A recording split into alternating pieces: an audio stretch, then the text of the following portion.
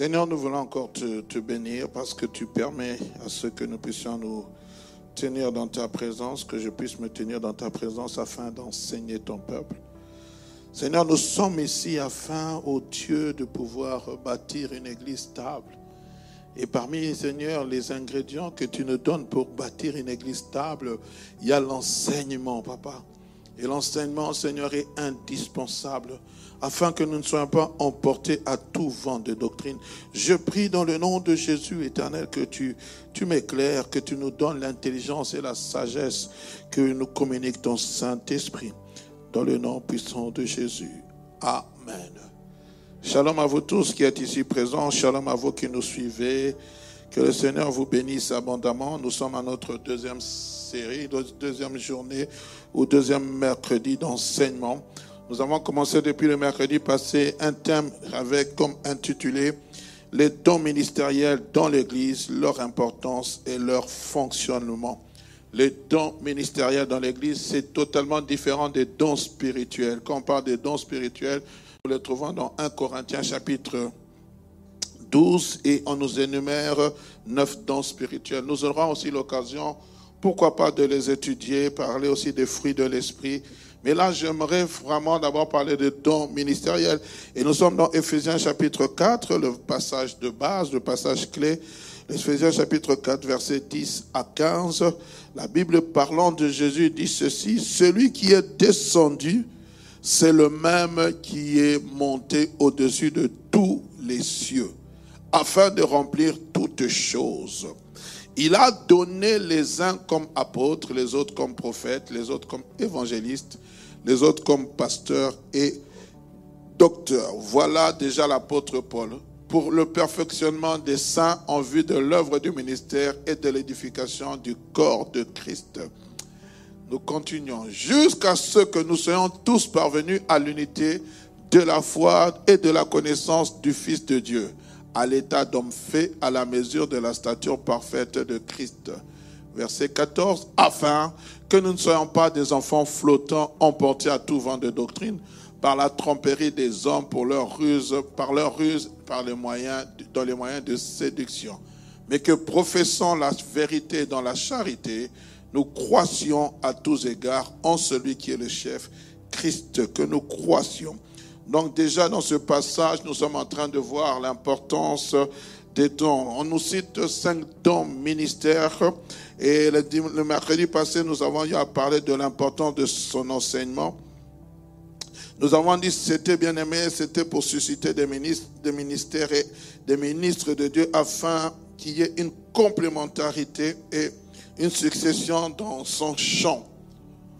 Christ marchant dans ce monde dira ceci, il dira à ses disciples, la moisson est grande et les ouvriers sont peu nombreux, dans Matthieu chapitre 9, verset 39. Vous pourrez le lire à la maison, nous n'allons pas revenir sur tout le passage. Il va être ému de compassion, il va voir la foule nombreuse. Il va dire, priez le maître de la moisson d'envoyer des ouvriers, comme des brebis, des ouvriers dans sa moisson. Mais il dira une chose importante, il ne dira pas simplement qu'il dit, comme des brebis qui n'ont pas de berger. Priez le maître de la moisson d'envoyer des ouvriers. J'aimerais déjà ouvrir une parenthèse. Lorsque nous parlons de dons ministères dans l'Église, j'aimerais dire que, bien aimé, ce ne sont pas des loups qu'on appelle. Dieu appelle déjà des gens de la bergerie. Amen. Il appelle des gens de la bergerie, c'est-à-dire ça concerne d'abord les ouvriers dans la maison de Dieu. Ce n'est pas des gens de l'extérieur. Une personne de l'extérieur vient d'abord, il se convertit, il devient ouvrier dans la maison de Dieu. Et c'est là que Dieu l'appelle. Amen. Le mot, nous avons vu en deuxième point l'étymologie de ce mot, d'où vient le don, dont nous avons dit charisma, ce sont des faveurs que nous recevons, des faveurs imméritées que nous recevons de la part de Dieu. Ministère vient de ce mot du Nouveau Testament, diaconat, qui veut dire simplement servir. Servir, un ministre, c'est un serviteur de Dieu. Et aujourd'hui, la grande problématique, c'est que nous, ministres, nous ne servons plus, mais on nous sert. Oh, nous sommes appelés à servir Dieu. C'était d'abord ça, la paix d'un ministre. En fait, même il n'y a pas seulement ministre, mais on utilise aussi, comme vous voyez comment Paul s'appelle, il s'appelle esclave de Jésus. Le mot esclave en grec veut dire doulos. C'est un serviteur, un esclave. C'est-à-dire qu'il est là pour servir. Alors le but du ministère, rapidement, c'était le troisième point. Nous avons dit que le but du ministère, c'était d'abord, premièrement, le perfectionnement des saints, pour l'utilité commune et pour l'édification de l'Église. Et nous voyons en conclusion, Paul est en train de dire, afin que nous ne soyons pas emportés à tout vent de doctrine. Il y a un petit sifflement, s'il vous plaît, dans mon micro. Afin que nous ne soyons pas emportés à tout vent de doctrine. Pourquoi? Parce qu'aujourd'hui, il y a beaucoup de doctrines, il y a beaucoup d'enseignements. Et en tant qu'enfants de Dieu, nous devons nous asseoir. Et nous avons eu à partir du 4e point, l'onction pour le ministère. Nous avons eu à définir c'était quoi l'onction pour le ministère. Nous avons dit l'onction pour le ministère, j'avais dit, c'est un revêtement du Saint-Esprit qui nous donne la force et la capacité de remplir un ministère reçu de la part de Dieu. C'est la capacité. Ici, je ne parle pas du baptême, du parler en langue. Non, le parler en langue, c'est autre chose. Ici, je parle de cette capacité que Dieu nous donne pour faire le service. Parce que le service de Dieu est d'abord spirituel. Il faudrait que vous puissiez le savoir, que vous jouez à la guitare, que vous êtes chanteur, instrumentiste, que vous soyez, je ne sais pas, dans n'importe quel département. Tout travail est spirituel. Et nous avons besoin de l'onction de Dieu. J'aime beaucoup Moïse, alors qu'il est en train de descendre de la montagne. Dieu lui donne la vision. Il lui dit, voici comment tu vas construire l'arche de l'alliance, comment cela va se faire. Il va lui donner tous les détails nécessaires. Et il dira une chose, je vais trouver le passage. Il dira une chose qui m'a toujours, bien que Moïse était le porteur de la vision, mais lorsque vous êtes dans Exode chapitre 36e, la Bible parle de deux hommes, de Bestalel et Oholiab, et tous les hommes habiles que l'Éternel avait mis de la sagesse et de l'intelligence. Et dans une autre version, plutôt et la Bible dit au verset 2, Moïse appela Bestalel et Oholiab et tous les hommes habiles dans l'esprit duquel l'Éternel avait mis l'intelligence. Je n'ai pas l'autre passage avec moi, mais Dieu va donner à Moïse cette information. Il va dire, sache que j'ai choisi Bestalel. Je le remplis de l'esprit de sagesse et d'intelligence pour toutes sortes d'ouvrages. C'est ça l'onction. Souvent, nous pensons que nous limitons l'onction simplement pour chasser les démons, pour prier en langue, pour imposer les mains aux malades. Les malades sont guéris.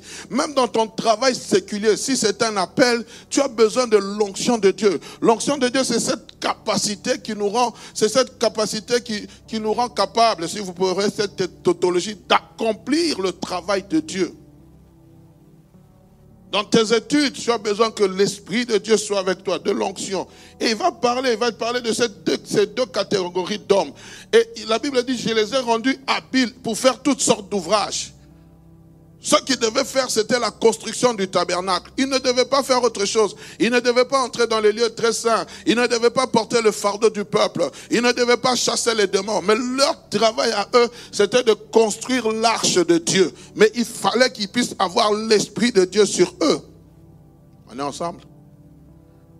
On est ensemble, bien-aimés. Que le Seigneur nous donne cette intelligence de comprendre, bien-aimés. Dans Actes chapitre 10, verset 38e, on nous dit, vous savez comment Dieu a oint du Saint-Esprit de force Jésus-Christ de Nazareth, qui allait de lieu en lieu, faisant du bien et guérissant tous ceux qui étaient sous l'empire du diable, car Dieu était avec lui. Pourquoi Dieu était avec lui? Parce qu'il avait besoin, même lui, Jésus-Christ, de l'onction pour le ministère. Et nous étions limités à ce passage ici. Nous avons dit, il y avait dans la dispensation de l'Église, il y a différents types d'onction. Le premier type d'onction que nous voyons, c'était Jésus-Christ qui a été revêtu en tant que le chef de l'Église. Et nous allons d'abord étudier la personne de Jésus-Christ ointe pour la mission. C'est d'abord la première partie que nous allons voir. Et ensuite, nous allons voir, nous, corps de l'Église, nous avons aussi été oints pour la mission. Amen. Jésus-Christ fut oint de toute la plénitude de Dieu. Il est le seul qui a reçu une onction sans mesure. Amen.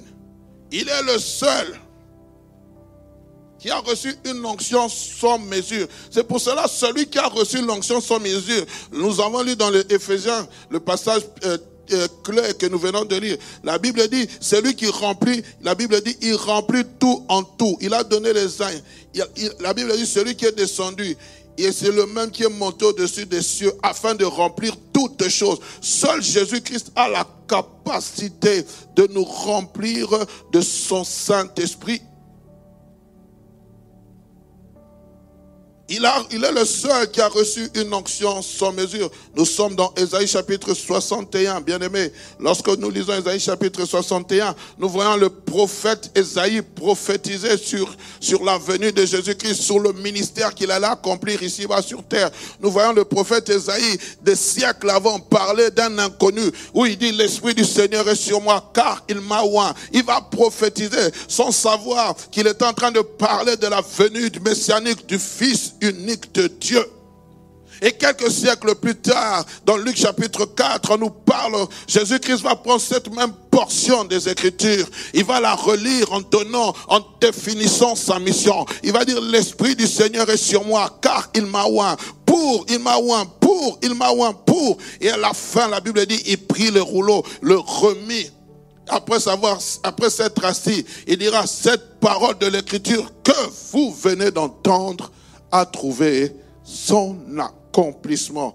Amen. Pourquoi Jésus-Christ était oint d'une onction sans mesure? Parce que premièrement, bien-aimé, il était le grand souverain sacrificateur. L'unique, le grand souverain sacrificateur. Le jour où vous aurez le temps, faites une étude sur le tabernacle, sur les livres des Hébreux. Il y a quelques années, j'en ai fait, bien-aimé, et vous découvrez des vérités. Parce que lorsqu'on parle de la sacrificature de Christ, elle n'est pas comparable à la sacrificature d'Aaron et de ses fils, ni de ses descendants. Quand on parle du tabernacle, on dit qu'il est entré dans un tabernacle qui n'avait pas été fait de la main d'un homme. Quand on parle de l'ordre de sacrificature de Jésus-Christ, on dit que son ordre de sacrificature n'a point de descendants.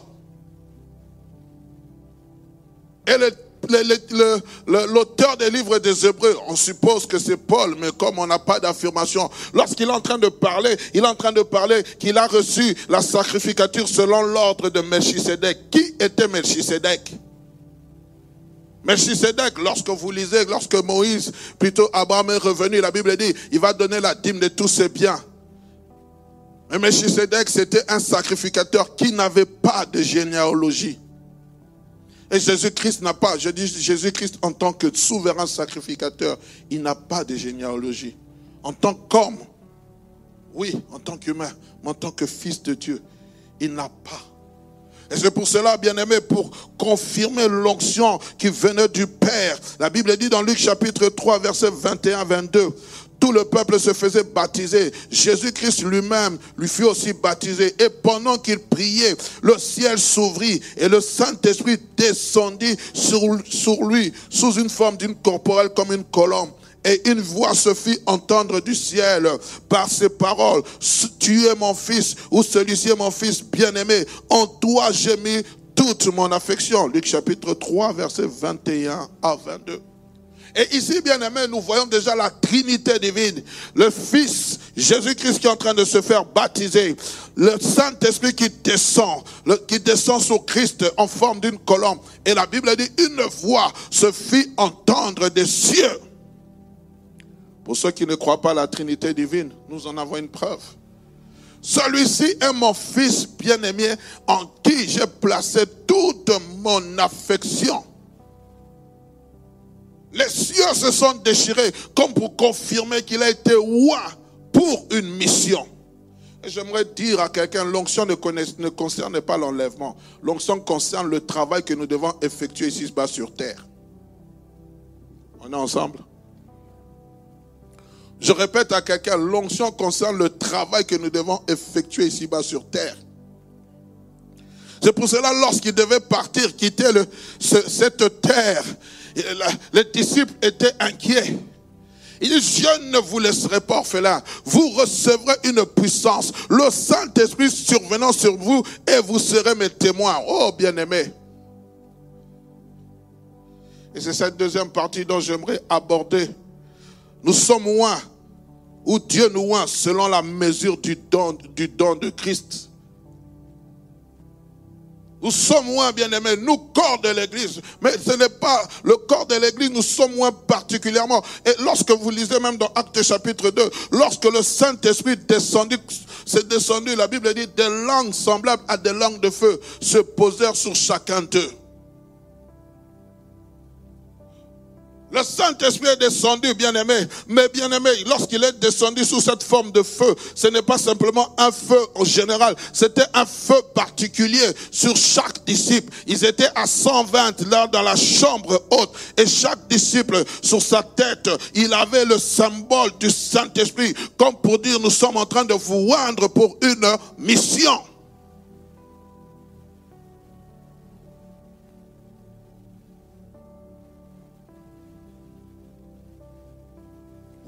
Selon la mesure du don de Christ.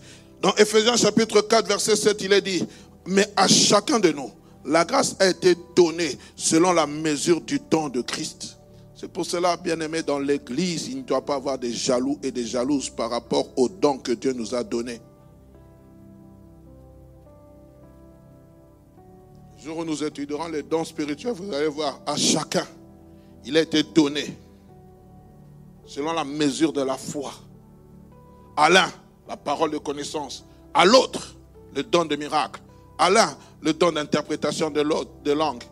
À l'autre, le don de langue. Le don de foi, excusez-moi. Pourquoi Dieu le fait? Parce que Dieu connaît comment chacun de nous devons recevoir la capacité, sa capacité. Et tout ce que je sais, plus j'ai soif de Dieu, plus Dieu me remplit encore de sa capacité. J'aime beaucoup cette vision qu'a eu le prophète Ézéchiel, dans Ézéchiel chapitre 47e, lorsqu'il est en train il dit, je sortais, j'ai vu cette grande vallée, je mesurais 1000 coudées, j'avais de l'eau cheville, je mesurais encore 1000 coudées, j'avais de l'eau jusqu'aux genoux, je mesurais encore 1000 coudées, j'avais de l'eau jusqu'aux reins, il dit, je mesurais encore 1000 coudées, c'était impossible de traverser. Je crois, bien aimé, dans ces temps-ci, Dieu peut susciter parmi nous des hommes qui doivent arriver au-delà de leurs limites. Mais il y a toujours un prix à payer. Amen. Que le nom du Seigneur soit béni. Est-ce que ça passe? Bien aimé, il y a deux choses qui se passent lorsque nous recevons l'onction de Dieu. La première des choses, c'est Jésus-Christ a reçu l'Esprit de Dieu. Et lorsqu'il a reçu l'Esprit de Dieu, il a répandu sur le corps qui est l'Église. Il a répandu cela sur le corps qui est l'Église. À chacun de nous, Jésus-Christ a répandu son esprit comme une huile précieuse. Et la deuxième des choses, à partir de là, l'onction ou le revêtement du Saint-Esprit est répandu sur le corps de Christ. C'est-à-dire sur chaque membre, selon la mesure du don de Christ. Nous sommes dans Actes chapitre 2, verset 33e. Écoutez ce qu'il est dit. Élevé à la droite de Dieu, il a reçu le Saint-Esprit qui avait été promis. Et il a répondu, comme vous le voyez et l'entendez. Élevé à la droite de Dieu. Il y a quelques années, j'étais en train d'enseigner sur cela. En fait, bien aimé, le Saint-Esprit a été répandu pour témoigner de la glorification de Christ auprès du Père. que veut dire la glorification de Christ auprès du Père? C'est-à-dire que lorsque Christ est revenu auprès du Père, il a fait rapport de sa mission. Et comme témoignant, attestant au monde que la mission de Christ avait réussi, la Bible dit, Dieu a répondu. Nous sommes dans Jean chapitre 7, à partir du verset 37e. Christ dit, il lance cette invitation, il dit, quiconque a soif, qui vienne à moi et qui boive. Celui qui a soif, de fleuves d'eau vive jailliront de son sein. Mais lorsque vous lisez le verset 38 ou le verset 39e, il disait cela du Saint-Esprit que devaient recevoir tous ceux qui croiraient en lui. Mais le Saint-Esprit n'était pas encore là. Pourquoi? Parce que Christ n'avait pas encore été glorifié. Verset 39e. Donc, la manifestation du Saint-Esprit dans nos vies, c'est la glorification de Christ auprès du Père. C'est quoi la glorification de Christ auprès du Père? Ce que Christ s'est assis à la droite de Dieu. C'est que Christ a retrouvé tous ses attributs divins comme Fils unique de Dieu. C'est pour cela, lorsque Jean-Baptiste a été transporté au ciel, lorsqu'il est en train de pleurer, la Bible dit, on lui dit, ne pleure pas, car voici l'agneau immolé, le lion de la tribu de Juda a vaincu. Et la Bible dit, je regardais, je vis là comme un agneau qui était comme immolé. Alléluia. Amen. Bien aimé, c'est merveilleux. Christ glorifié, le Saint-Esprit descend. C'est pour cela, le jour de la Pentecôte, nous ne célébrons pas simplement la naissance de l'Église, mais nous célébrons la glorification de Christ auprès du Père. Il est entré dans sa gloire. C'est pour cela on peut dire au nom de Jésus, tout genou est appelé à fléchir. Pourquoi? Christ est dans sa gloire. Il règne à jamais.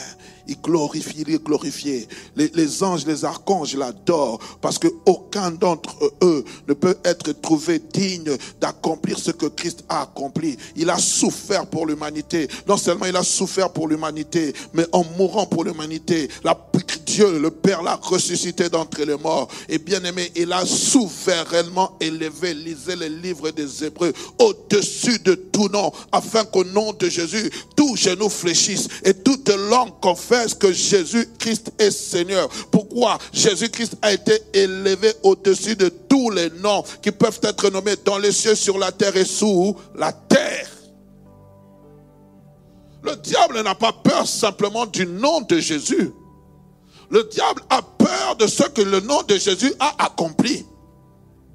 Parce que quand vous lisez dans la parole de Dieu, le nom de Jésus existait avant. On parle de Bar-Jésus. C'était un nom commun. Mais Jésus-Christ, Jésus le roi, Jésus le choisi, Jésus ayant une mission sur cette terre, c'est ce nom-là qui fait trembler. Le nom de Jésus renferme une force puissante. Quand tu cites le nom de Jésus, le diable ne voit pas le nom de Jésus. Quand Christ dit en mon nom, il dit ce que mon nom a accompli, ce que ma personne a accompli. Le diable voit l'œuvre de la croix, le diable voit sa défaite, le diable voit son dépouillement, le diable voit tout ce qui s'est passé à Golgotha. Mais nous n'avons pas conscience de ça. Le nom de Jésus, ce n'est pas un nom magique. Le nom de Jésus, c'est une puissance qui fait trembler le royaume des démons. Puisses-tu comprendre ces choses? Bien-aimé, j'aimerais dire en troisième chose, j'en avais parlé, il n'y a qu'une onction, l'onction du Saint-Esprit. Mais il y a aussi différentes mesures d'onction, différentes mesures en fonction de la tâche que le Seigneur nous confie. Est-ce que nous le comprenons? Il n'y a qu'une seule onction. J'en avais parlé. Il y a des gens à qui Dieu va remplir avec une bouteille de 30 centilitres, c'est un exemple. D'autres, ça sera 2 litres. D'autres, ça sera 30 litres. Mais bien aimé, c'est le Saint-Esprit qui opère toutes ces choses. Et comme je l'avais dit, mes amis, nous ne travaillons pas dans la dispersion, nous travaillons dans l'unité pour faire avancer le royaume de Dieu. Est-ce que je peux avoir un amen de gloire? Tous, bien-aimés, Nous avons besoin d'être oints dans le corps de Christ. Nous devons être oints, bien-aimés, dans le corps de Christ pour accomplir sa mission. Alors nous allons passer au 5e point. Je vais parler sur les ouvriers qualifiés.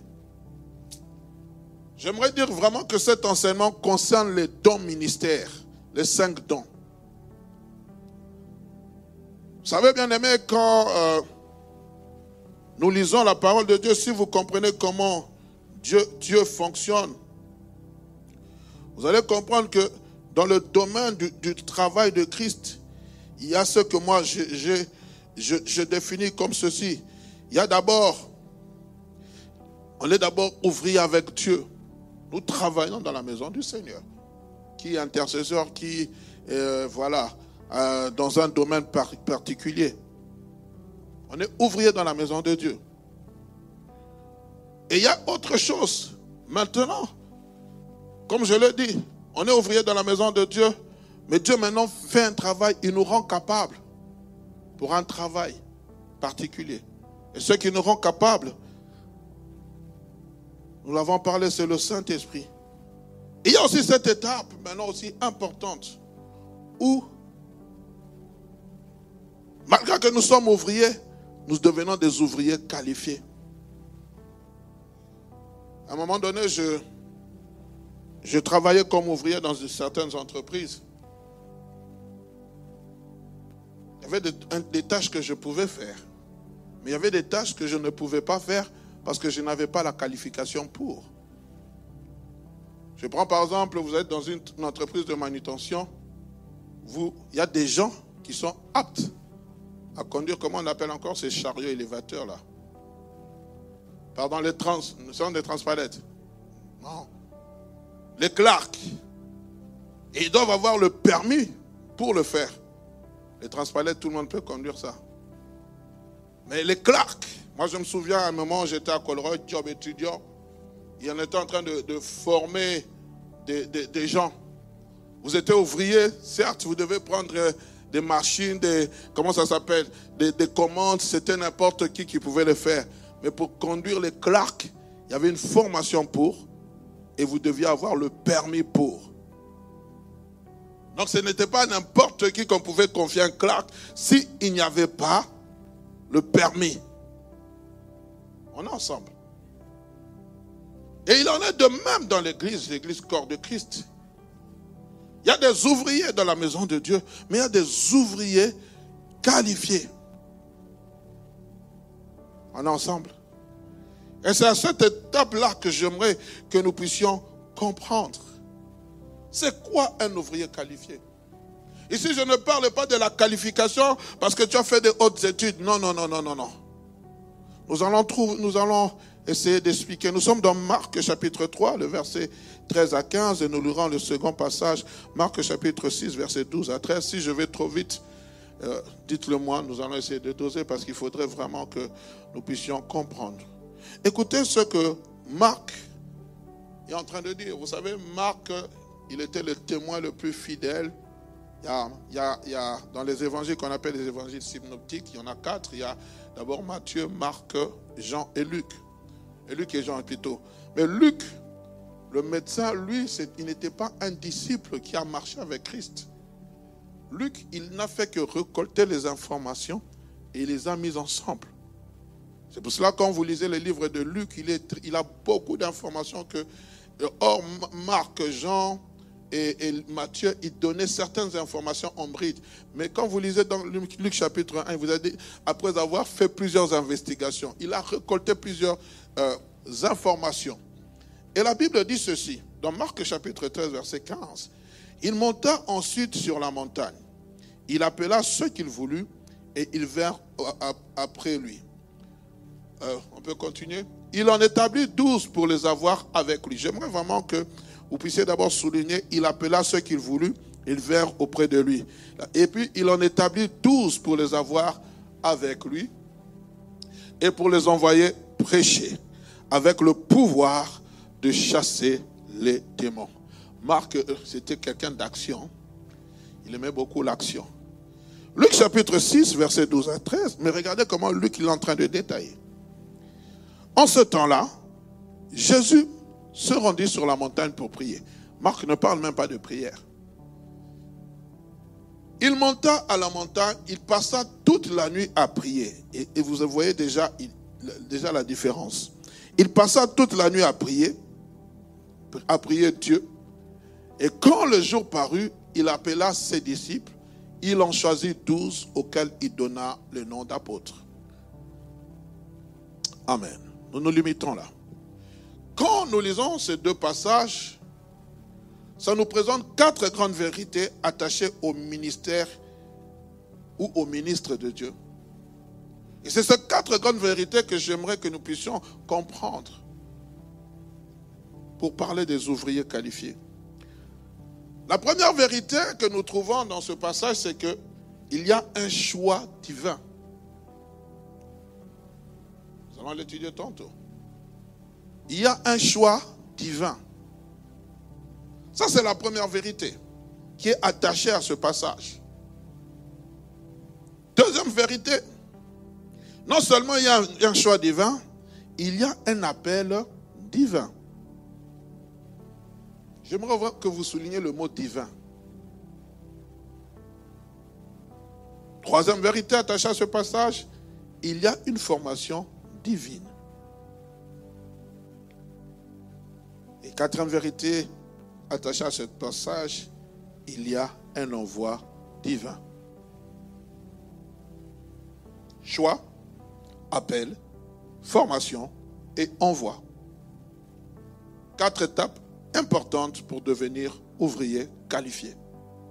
C'est pour cela que Christ a dit, la moisson est grande, mais il y a peu d'ouvriers. Priez donc le maître de la moisson d'envoyer des ouvriers dans sa moisson. Mais pas n'importe quel ouvrier, des ouvriers qualifiés. Si aujourd'hui dans nos églises, il y a beaucoup de désordre, si je parle dans l'église corps de Christ en général, amen.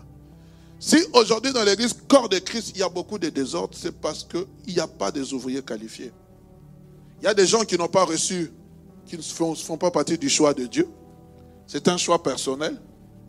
Ce matin, je suivais un serviteur de Dieu. On ne vient pas dans le ministère parce qu'on a échoué. Dans la vie séculière, ça a raté, tu ne trouves pas du travail, ton mariage ne réussit pas, ton travail échoue, tu échoues aux études. Non, j'ai un appel au ministère. Faites très attention. Le ministère, ce n'est pas une poubelle à échecs. Comment si tu échoues dans la vie séculière, tu crois que tu vas réussir dans la vie du ministère? Amen. Le jour où Dieu m'a appelé au ministère, j'étais en 2e graduat à l'ISC, en train de faire la comptabilité. J'avais des ambitions. Dieu m'a demandé de tout arrêter. Dieu n'appelle jamais des fainéants. Je parlerai ce dimanche sur le travail. Dieu n'appelle jamais des fainéants. Toute personne que Dieu appelait dans son ministère, lorsque vous lisez les évangiles, tous faisaient quelque chose. Il n'y avait personne qui avait les bras croisés. Tout le monde faisait quelque chose. Il les a appelés pendant qu'ils étaient en action. Il les a trouvés en train de travailler. C'est là qu'il les a appelés. Mais même lorsque vous lisez Actes chapitre 13, verset 2, la Bible dit, pendant qu'ils servaient Dieu dans leur ministère, Dieu dit, mettez-moi à part Paul et Barnabas pour l'œuvre à laquelle, pendant qu'ils travaillaient. On est ensemble? Est-ce que je peux avoir un amen? Première chose, nous allons parler sur le choix divin. Nous allons considérer ensemble, bien aimés, la manière dont Christ a fait son choix. A fait le choix des 12. Il y a un détail qui revient. Marc n'en parle pas beaucoup, mais Luc est en train de notifier ça. La Bible dit, dans Marc, il monta ensuite à la montagne. On peut aller à la montagne, se promener, se balader. Mais nous savons que, pour nous qui lisons la Bible, nous savons que la montagne, lorsqu'on parle de la montagne, quand Christ y allait, c'était pour prier. Mais c'est là que Luc est en train de mettre un accent. Il dit, en ce temps-là, Jésus se rendit à la montagne pour prier. Nous constatons déjà que le choix de Christ, Fils de Dieu, n'était pas simplement le fait d'un hasard. C'était d'abord une recherche dans la prière. Et la Bible dit, il passa toute la nuit à prier. À prier Dieu. J'aime beaucoup cela. C'est-à-dire que Christ a pris le temps nécessaire à dialoguer avec le Père toute une nuit pour choisir 12 disciples. Toute une nuit.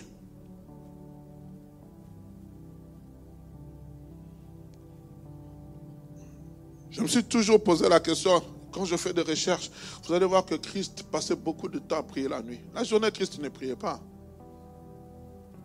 Son temps où il était en train de maximiser son temps de prière, c'était la nuit. Dans la nuit, bien aimé, nous perçons certains secrets que la journée ne peut pas nous donner. Dans la nuit, c'est pour ça que je dis toujours, la nuit, il y a beaucoup de mystères qui sont dévoilés. Quand Dieu parle à Ésaïe, dit, va et place une sentinelle. La sentinelle veille souvent la nuit. On lui dit, sentinelle, sentinelle, que dis-tu de la nuit? Qu'est-ce que tu es en train de percevoir durant la nuit? Pendant que nous dormons, qu'est-ce que nous percevons? Pendant que tu es allongé, pendant que tu dors, qu'est-ce que tu vois?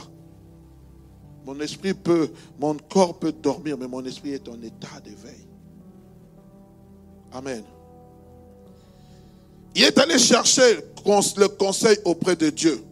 Et comme je le disais, sa recherche n'a pas été légère. Dans Luc, il est dit, il en choisit 12. C'est-à-dire qu'il a dû avoir un entretien intense avec le Père, dans lequel chaque disciple a été présenté, examiné, nommé. Chaque disciple. Je ne sais pas c'était où j'étais en train j'enseignais aux intercesseurs. Vous allez voir, Paul parle. Il dit, je ne cesse de faire mention de vous dans ma prière. En fait, quand on parle de mention de quelqu'un dans la prière, ce n'est pas simplement, Seigneur, souviens-toi de mon frère, Seigneur, bénis-le vraiment, Seigneur, tu connais son besoin. Non. Je me tiens à la brèche. Je suis en train de prier avec un but, avec un objectif. Quand je prie pour toi, je prie afin de voir l'exaucement de cette prière-là. C'est pas, Seigneur, bénis simplement les intercesseurs. Souviens-toi du pasteur Hugues et de son épouse. Alléluia, alléluia. Non. Je cite nommément. Je prie. Et je pense que lorsque Christ est en train de prier, Dieu lui dit Judas. Et il commence à prier, mais il dit, Judas, c'est un Judas. Il est en train de prier pour Judas. Dieu lui dit Pierre. Il commence à présenter Pierre. Il était en train de prier. Et la Bible dit, lorsque le matin parut, il appela ceux qui voulaient. J'aimerais vraiment, bien aimé, que nous puissions comprendre. Jésus n'a pas choisi ses disciples selon les critères habituels de recrutement. Selon les modèles d'affinité ou de région. Il n'a pas fait cela. Il n'a pas choisi. Non, ce n'était pas cela, bien-aimé. Il a pris le temps. Pourquoi? Parce que le choix qu'il devait faire revêtait d'une importance capitale. Non seulement le choix, mais aussi il devait avoir confiance en ses hommes. Il savait que d'ici quelques heures, moi je vais quitter. Je le dis souvent, Jésus-Christ a eu un ministère public où il prêchait aux gens, mais il a aussi un ministère privé. Mais lorsque vous lisez souvent dans le livre de l'évangile de Jean, vous allez comprendre que Jésus-Christ, il y a une partie, je pense jusque Jean chapitre 12, c'est le ministère public. À partir de Jean chapitre 13, lorsqu'il dit que vos cœurs ne se troublent pas, ainsi de suite. Il est en train d'entrer dans son ministère privé, il est en train d'enseigner les disciples. Pourquoi? Parce qu'il avait besoin de relève. Il savait qu'il était en train de partir. Il savait qu'il devait laisser une tâche. Mais il ne devait pas la laisser à n'importe qui. Je le dis, bien aimé, ces enseignements, c'est de susciter une descendance de ministres de Dieu dans cette église. Il y a un travail à accomplir. Je disais, il n'a pas fait un recrutement habituel. Où on cherche d'abord les compétences professionnelles. Parle-t-il bien français? Parle-t-il bien néerlandais? Est-ce qu'il a un diplôme en gestion des églises? Non. Je parlerai de la formation pour montrer que la formation est aussi importante. Je ne dis pas que je décline la formation, mais j'aimerais vous faire d'abord comprendre. Jésus-Christ, son point crucial, qu'est-ce qu'il était en train de viser, bien-aimé? Il ne regardait pas, c'est pas simplement, c'était pas comme un entretien d'embauche. Jésus-Christ il allait au-delà des apparences. Quand Dieu choisit quelqu'un, bien-aimé, il va au-delà des apparences. Il va au-delà des apparences. Écoutons ce que Dieu va parler lorsqu'il va envoyer Samuel. Il parlera de David. Lorsqu'il a rejeté Saoul, il va dire, va dans la maison d'Ésaïe le Bethlémite. J'ai trouvé un homme qui va conduire à la destinée du peuple d'Israël. À l'époque, le critère, c'était qu'il fallait être grand de taille, beau de visage, ainsi de suite, une carrure athlétique. Quand vous lisez la manière dont on avait élu Saoul, on avait trouvé Saoul le premier roi. Il surpassait tout le monde. Et ces critères, c'était des critères humains. Parce que lorsqu'on a pris Saoul, c'est que le peuple de Dieu, Israël, était fatigué des juges. Il voulait un roi comme les païens. Et je pense, la Bible ne le dit pas, que les critères païens, il fallait que le roi soit castaque, qu'il soit fort, qu'il soit ainsi de suite. Et ils vont amener ce même critère. Mais Dieu va changer les critères. Il est celui qui est capable de changer les critères. Dans 1 Samuel chapitre 16, verset 7, la Bible dit, et l'Éternel dit à Samuel, ne prends point garde à son apparence, à la hauteur de sa taille, car je l'ai rejeté. L'Éternel ne considère pas ce que l'homme considère. L'homme regarde à ceux qui frappent les yeux, mais l'Éternel regarde au cœur. Quand Jésus-Christ est en train de prier pour les disciples, il regardait au cœur. C'est pour cela, lorsque Pierre, à un moment donné, fatigué de toutes choses, il va reprendre son boulot qu'il avait laissé de pêcheur. Christ va le regarder, lui posera la question, Pierre, fils de Jonas, Simon, fils de Jonas, m'aimes-tu? M'aimes-tu? En fait, en d'autres termes, est-ce que je peux te faire confiance pour la mission à laquelle je t'avais appelé? Simon, fils de Jonas, est-ce que tu m'aimes?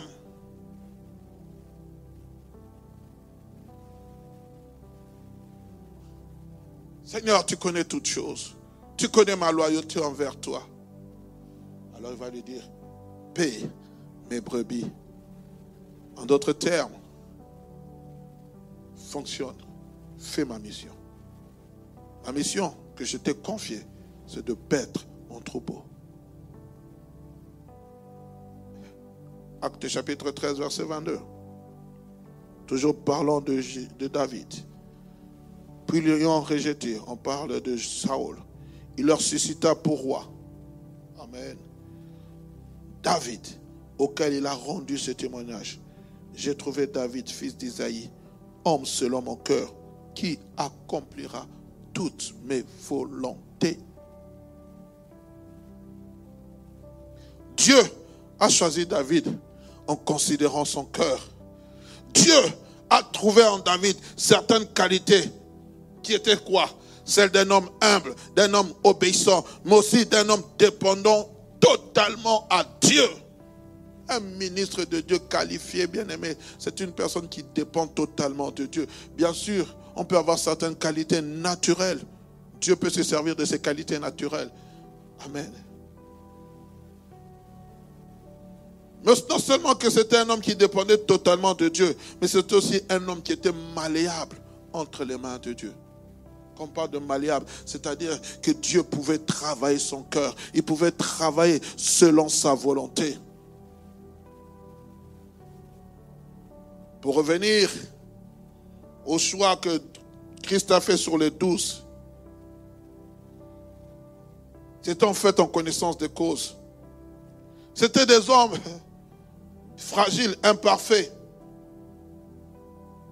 Quand vous lisez Pierre, un sanguin, quelqu'un qui était prêt à en découdre sur le champ.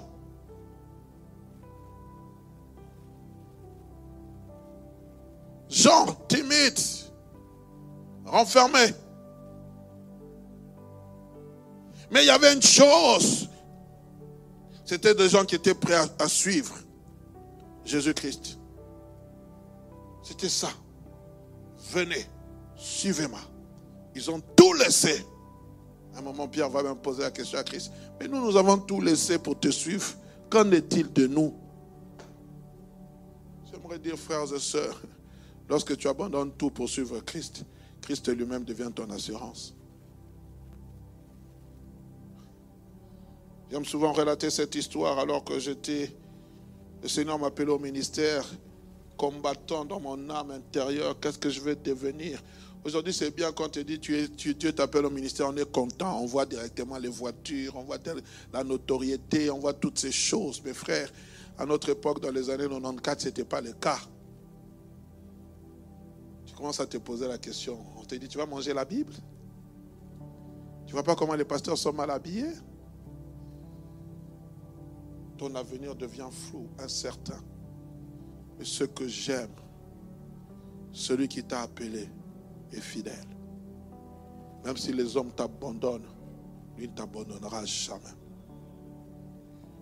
Alors que j'étais en proie au doute, en train de lutter, reprendre mes études, abandonner mes études, que vais-je devenir, que vais-je faire, que vais-je... Mais bien aimé, Dieu avait déjà parlé, mais tu es en train de douter. Oh, il y a une voix qui a déchiré les cieux ce jour-là. Béni Dieu, il n'y avait personne dans la maison. Tout le monde était sorti. J'étais sous ma couche et j'entends une voix qui perce mes tympans. Celui qui me dit que Dieu ne parlait pas, c'est faux. J'ai entendu une voix nette. Hugues, ne faiblis pas. Ne faiblis pas. J'ai commencé à chercher s'il y avait quelqu'un. Il n'y avait personne. Quand je dis personne, il n'y avait personne ce jour-là. Je me suis levé. Ça m'a redonné courage. Les amis, Dieu parle lorsqu'on le cherche véritablement. C'était des hommes fragiles. Mais ils étaient devenus entre les mains de Dieu comme une masse d'argile que Dieu lui-même devait modeler afin qu'il puisse donner la forme qu'il voulait.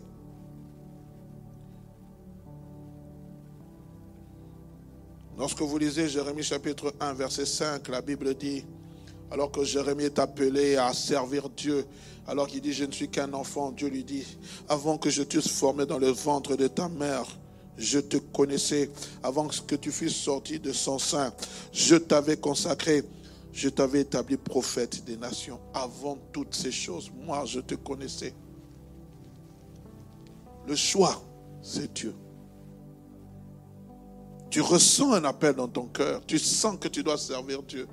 Tu te poses des questions. Hier, je parlais avec un jeune frère. J'ai dit, qu'est-ce que tu penses du ministère? Il dit, pasteur, c'est une responsabilité. C'est vrai, c'est une responsabilité.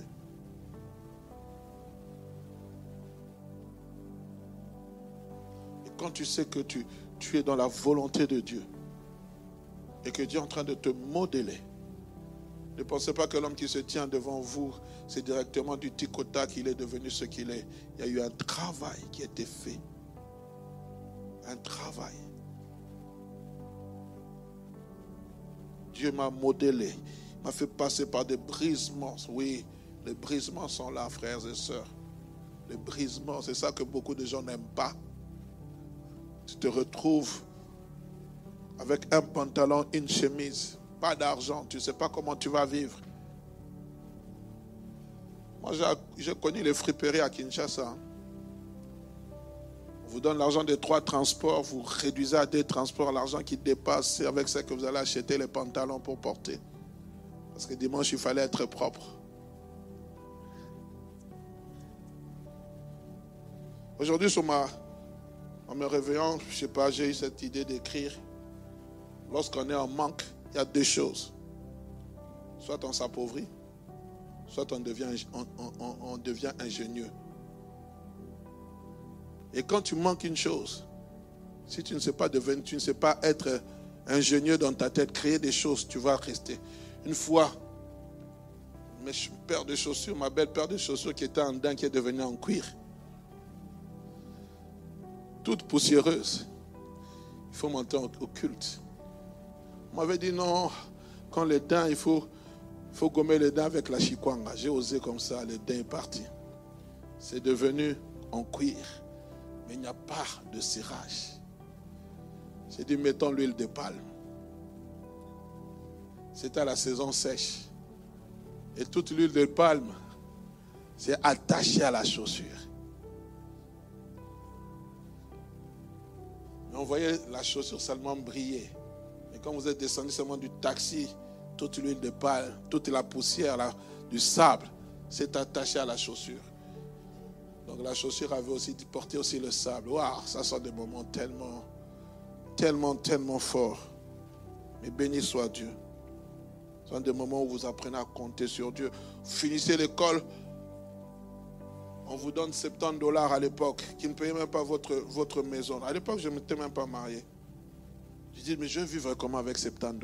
C'est représenté. Au taux du jour, c'était $50. Dieu vous brise de partout. Mais Dieu vous ouvre toujours une porte.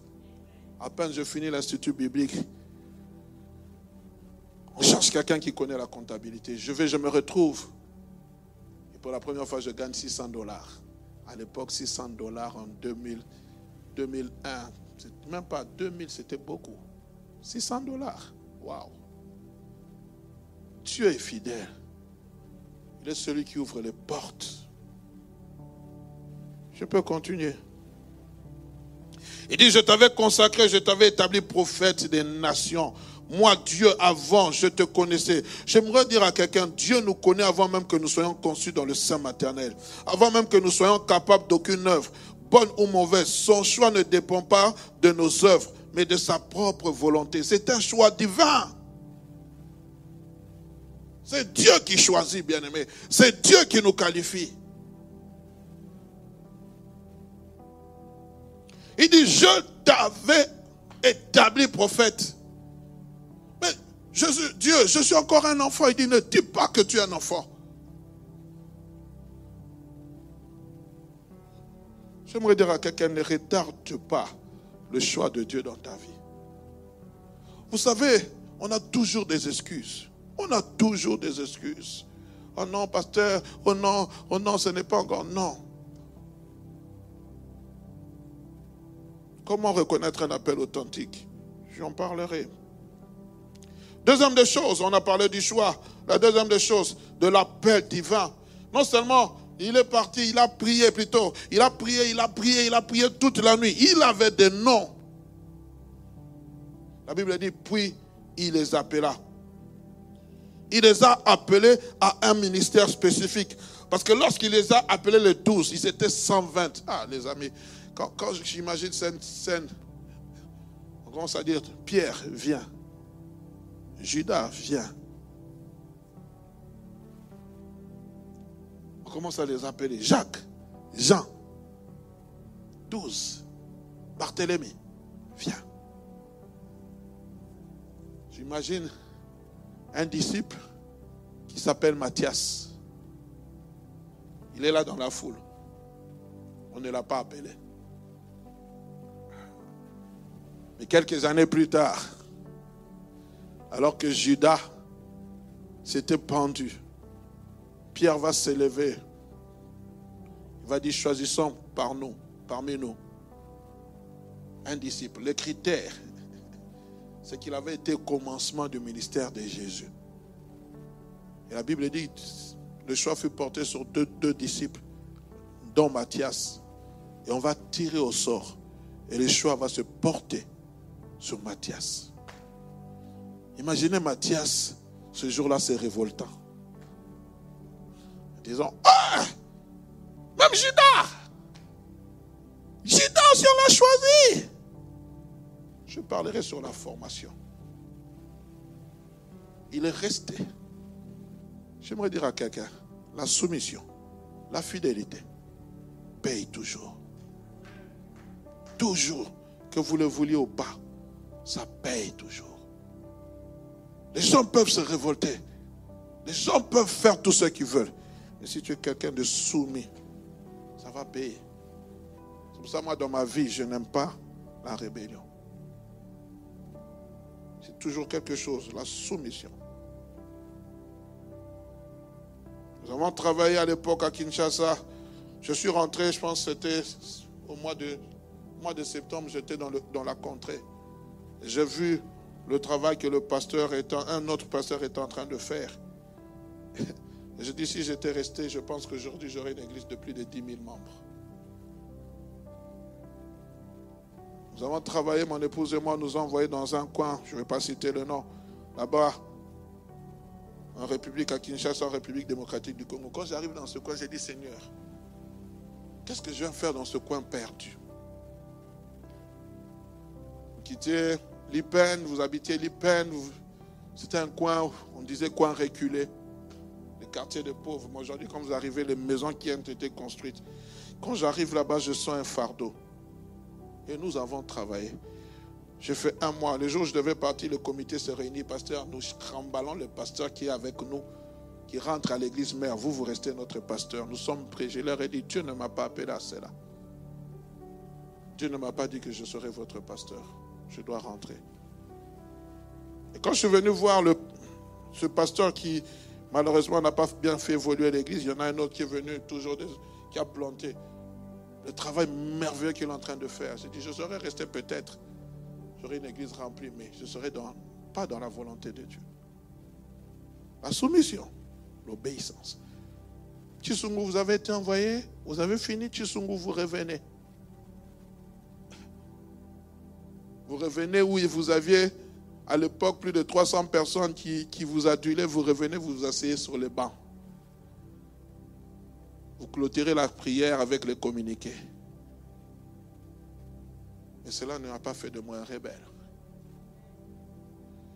On nous envoie à l'Institut biblique. J'ai vu un frère à peine finissant l'Institut biblique. L'église l'avait pris en charge.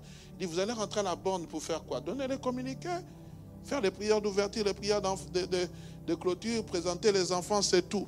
Moi, je vais commencer l'œuvre. Aujourd'hui, quand je le vois, il tourne en rond. Il tourne en rond. On a fini l'Institut biblique en 97. Il tourne en rond. J'ai dit, mais on t'a payé les études pendant 3 ans. La moindre des choses, reviens à l'église, soumets ta proposition, reçois la bénédiction du pasteur, pars avec.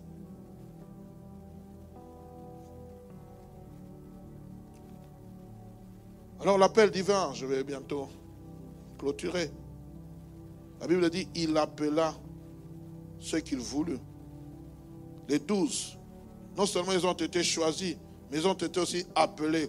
Et la Bible dit, il leur donna, appelé, établi. Mais la Bible dit, il leur donna les noms d'apôtres. Il dit, vous êtes des disciples. Ces 12 ici deviennent des apôtres. Un appel spécifique.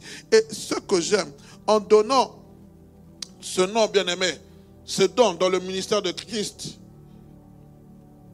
c'était pour 3 choses.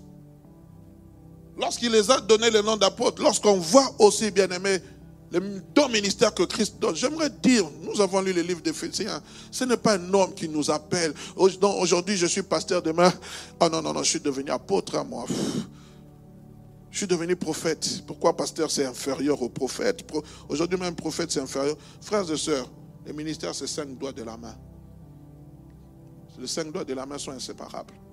Il n'y a pas le plus grand ni le plus petit. Tous jouent un rôle important. Pasteur Hugues, tu n'es plus... Non, je ne suis plus pasteur, je suis prophète. Bon, ce sont vos convictions. Mais c'est Jésus qui, la Bible dit, il leur donna le nom d'apôtre. Pourquoi, bien-aimé? Pourquoi Dieu donne le don ministère? Pourquoi Christ? C'est pour 4 choses importantes. Pour la construction de l'église, pour l'édification de l'église, pour la sanctification de l'église et pour la croissance de l'église. Dieu donne le don ministère de l'église pour ces 4 choses. La construction. Tout ministère dans l'église est appelé à construire. Même toi, tu as un don spirituel. C'est pour la construction et non la destruction. pour l'édification. Je dois être quelqu'un qui édifie. Même les dons spirituels sont là pour l'édification. Je suis contre, je le répète, contre. Je redis, s'il vous plaît, dans l'église, ne le faites jamais. Lorsqu'il y a des délivrances, frère, ne montrez jamais le visage de la personne. Ne publiez jamais les photos de cette personne. Aujourd'hui, ça devient une forme de publicité. Vous priez pour quelqu'un est en train de tomber, il est en train de tourner, vous publiez ça sur Facebook. Est-ce que vous savez qu'il y a le droit à l'image? Vous dévoilez toute sa vie. Moi, je suis contre ces choses.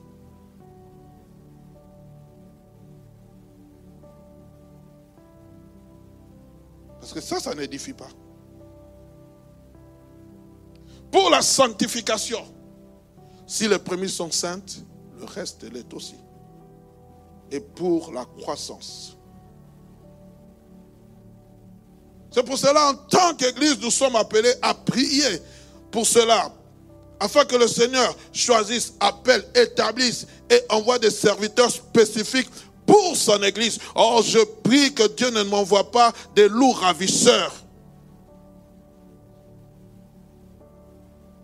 Ça, c'est ma prière. Souvent, on pense que c'est le nom de la borne qui fait que l'église de la borne soit. Certes, le nom de la borne a déjà une connotation, certes. Mes frères et sœurs, ce n'est pas le nom de la borne qui simplement, bien aimé, c'est lorsque tu es dans la volonté de Dieu, lorsque tu es dans l'obéissance de Dieu, là Dieu va t'approuver. Ce n'est pas simplement le nom de la borne.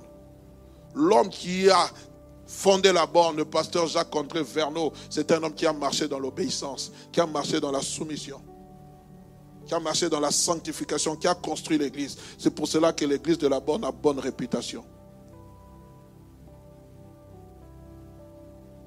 Aujourd'hui, on veut s'attribuer le nom de la borne comme si... Non, ce n'est pas un panneau publicitaire. Le panneau publicitaire, c'est Jésus. C'est Jésus. Si nous bâtissons notre ministère sur Christ, frères et sœurs, le nom de la borne ou pas, l'approbation divine est là. C'est ça qui est le plus important. Il y a des gens qui ont réussi sans porter le nom de la borne. Dans des terrains les plus difficiles, ils ont réussi sans porter le nom de la borne. Je ne dénigre pas ce nom, je le respecte beaucoup. Et quand nous profitons simplement de ce nom pour faire une notoriété, nous tombons, bien aimés, dans le piège.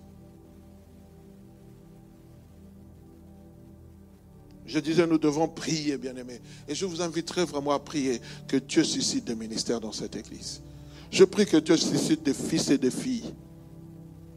Des gens avec qui, même si demain j'ai atteint un certain âge, mais lorsque vous voyez le travail, il fait mieux que vous.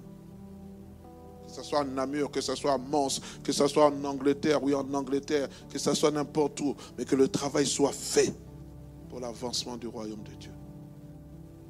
Amen.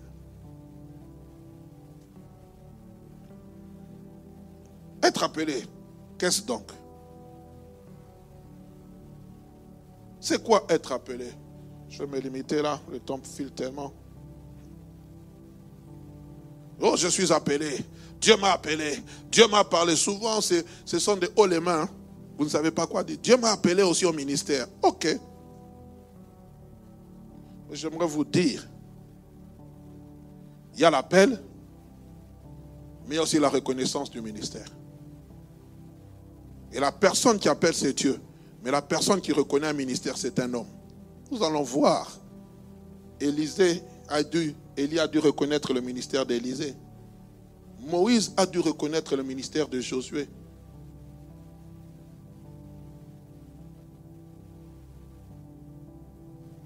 Samuel, lorsqu'il a commencé son ministère, tous ont reconnu son ministère. Pourquoi? Il y avait des preuves.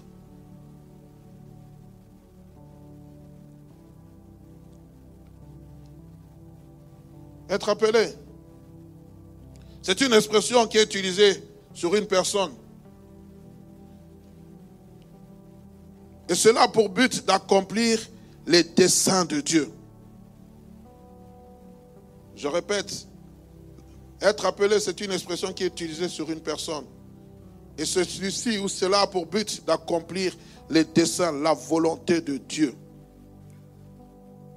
Lorsque vous êtes dans Actes chapitre 13, verset 2, nous l'avons lu tantôt, pendant qu'ils servaient le Seigneur dans leur ministère et qu'ils jeûnaient, le Saint-Esprit dit, mettez-moi à part Paul et Barnabas pour l'œuvre à laquelle je les ai appelés. Pour l'œuvre spécifique, voilà un appel distinct. Dans Galates chapitre 1, verset 15, lui-même Paul est en train de dire ceci. Mais lorsqu'il plut à celui qui m'avait mis à part dès le sein de ma mère et qui m'a appelé par sa grâce de révéler en moi son Fils afin que je l'annonçasse. Mais lorsqu'il plut à celui qui m'avait mis à part et qui m'a appelé, c'est Dieu qui appelle. J'aimerais dire à quelqu'un, on en parlera peut-être, bien aimé, j'aimerais simplement déjà parler de cela. Lorsqu'on vient te dire, Dieu me dit que tu es appelé au ministère, frère, ne croise pas les bras, ne dis pas Amen, va chercher la face de Dieu. Oh non, pasteur, j'ai un appel, tout le monde me dit j'ai un appel, mais toi-même, est-ce que Dieu t'a parlé? Parce que dans tout appel, il y a les promesses de Dieu. Dieu m'a dit de laisser le travail. Maintenant, il va s'occuper de moi. Les amis, c'est facile de dire. Hein? Mais c'est difficile de vivre. Lorsque nous parlons d'un ministère spécifique, nous trouvons ce même processus. Le choix, l'appel, la consécration et l'envoi. Nous devons savoir qu'il y a un appel pour ce ministère en particulier. La dernière fois, j'étais en train de faire une étude. Comment Paul est en train de se présenter. 1 Corinthiens chapitre 1, verset 1. Paul, appelé à être apôtre de Jésus-Christ par la volonté de Dieu. Ce n'est pas par ma volonté, c'est par la volonté de Dieu. Si je suis apôtre, ce n'est pas moi qui ai décidé, c'est Dieu qui a décidé pour moi. Amen. Je continuerai avec ce verset. Romains chapitre 12, verset 7. Que celui qui est appelé au ministère s'attache à son ministère. Que celui qui est appelé, que celui qui enseigne s'attache à son enseignement. Et que celui qui exhorte s'attache à l'exhortation. Bien-aimés, la manière dont Dieu nous appelle peut revêtir plusieurs formes différentes. Dieu peut nous parler par prophétie, Dieu peut nous parler par révélation. Dieu peut aussi nous parler par aspiration personnelle. Ou peut-être par l'intervention d'un homme. Mais j'aimerais dire ceci. Si nous devons exercer le ministère spécifique, il faut toujours chercher la face de Dieu. Ne soyez jamais pressés. Parce que Dieu parle. Lorsqu'il appelle, il parle. Il nous parle. Mettez-moi Ésaïe chapitre 50, verset 4. Le mercredi prochain, je vais insister sur la formation divine. Ésaïe 50, verset 4. J'aime ce que Ésaïe dit. Le Seigneur m'a donné une langue exercée pour que je sache soutenir par la parole celui qui a abattu. Écoutez ce qu'il dit. Il éveille chaque matin. Il éveille mon oreille pour que j'écoute comme écoutent des disciples. Dans la version français courant, il dit comme doivent écouter les véritables disciples. Il y a une façon d'écoute. Surtout lorsqu'il y a un ministère particulier. Parce que Dieu nous appelle à des grandes choses. Et ne prenons jamais l'appel du ministère à la légère. C'est pour cela que vous allez voir même dans le travail auquel Dieu nous appelle, il y a beaucoup d'entre nous qui commençons et nous n'achevons jamais. Parce que nous n'avons jamais calculé le prix. Servir Dieu même dans l'église, bien aimé, il faut entendre l'appel de Dieu et calculer le prix. Parce qu'il y a des choses auxquelles Dieu va nous demander de renoncer. Puisse mon Dieu vous bénir, qu'il vous bénisse abondamment.